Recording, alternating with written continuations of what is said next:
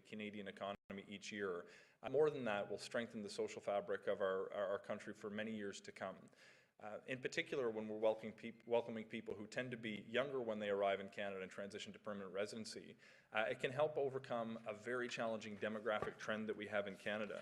You know, I come from Atlantic Canada, where we have an aging population, and I've seen firsthand the challenges of having people age in community while young people move away to seek economic opportunity.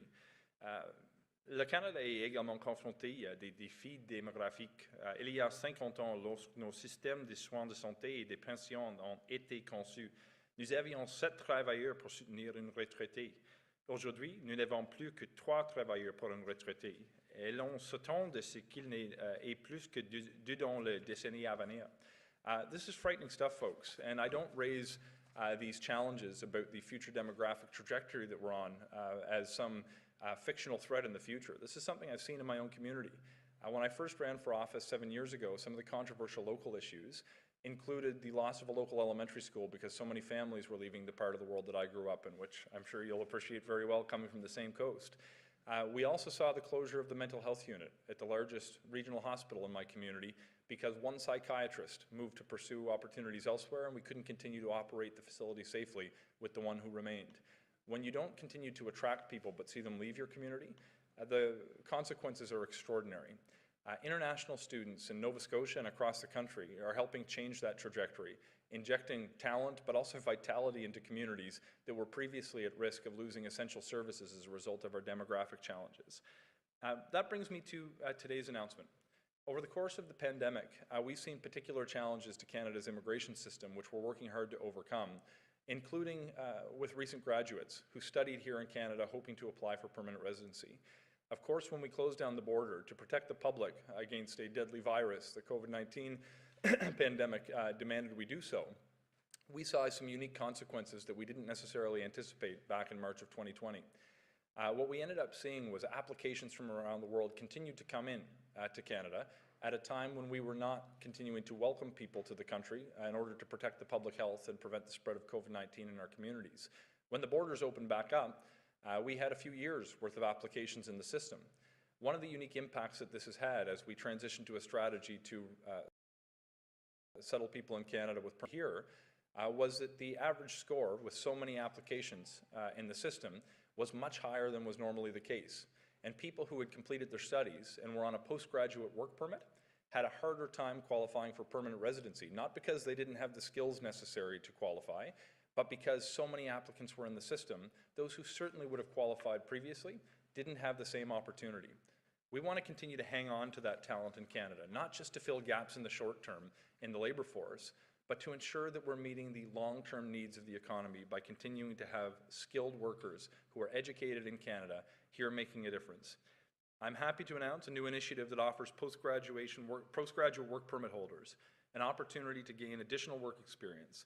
This initiative will be open to postgraduate work permit holders with expired or expiring temporary status in Canada, and it will allow them to stay longer in Canada and continue to work in Canada. Former international students whose postgraduate work permit expires in the year 2023 will qualify for an additional or extended work permit of up to 18 months. Those who were eligible for the 2022 postgraduate work permit extension will also be qualified for this new measure. Beginning on April 6th, postgraduate work permit holders who are eligible for a simplified, faster process to extend their work permit can opt in using the IRCC secure account on our website. For those who apply, they will receive by email an interim work authorization, which they can affix to an expired postgraduate work permit that will enable them to work in Canada, and will have 18 months to remain in Canada and continue to work and apply for permanent residency after they receive that work permit. Former international students who've had their work permit expire will also be able to apply for this new open work permit. They'll also be able to restore their status even if they are beyond the 90-day restoration period, and they will receive as well the interim work authorization that I've just described. Les étudiants étrangers, diplômés, talentueux et qualifiés jouent un rôle essentiel dans la lutte contre la pénurie de main-d'œuvre du Canada, et ceux qui approchent de la fin de leur permis de travail post-diplôme sont déjà bien intégrés au marché du travail canadien. The additional work permit will allow former international students to continue contributing to the Canadian economy while they gain valuable work experience, which will allow them to improve their chances at qualifying for permanent residency through the express entry system and potentially be invited to remain in Canada permanently. Folks, this is not some fictional rule that will only apply within the system at IRCC. This has a real impact on real people who in our communities. And I hope, Salve, you don't mind me sharing. During a conversation that we had before we attended the announcement, Salve shared with me, she was a licensed architect in the Philippines. She has 10 years experience working in home construction.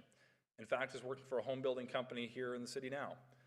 Without this change, the postgraduate work permit that Salve has benefited from would have expired in August, and we would not have been able to retain talent in one of the sectors that it is in greatest demand in our economy, building homes.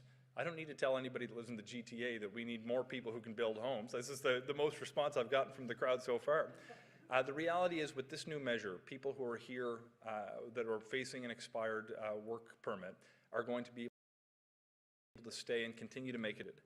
I want to say thank you to everyone who's joined us here today, and I want to say thank you for the patience of those who are in a situation that has caused serious stress for people who are worried about their future and ability to remain in Canada. I hope you take today as a sign of good faith that Canada wants to continue to have you live here, continue to have you work here, and to benefit from your contribution to our economy and, more importantly, to our communities in the generations to come. With that, I want to say thank you, and I'll invite Gina Antonacci to share a few remarks on behalf of the college here. Thank you so much, everyone.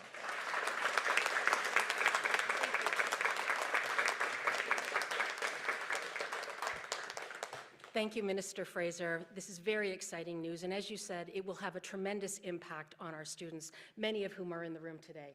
And we do have students here today from Humber's North Campus, Lakeshore Campus, and our International Graduate School.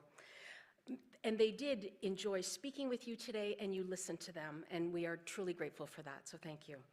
You know, our international students bring a wealth of perspective and lived experiences that enrich the teaching and learning environment here at Humber, and we all benefit from that here at Humber as well as throughout Canada. At Humber, we're focused on preparing our graduates to be career-ready global citizens, and the contributions and innovative approaches of over 9,000 international students from over 120 countries who attend Humber contributes to this greatly.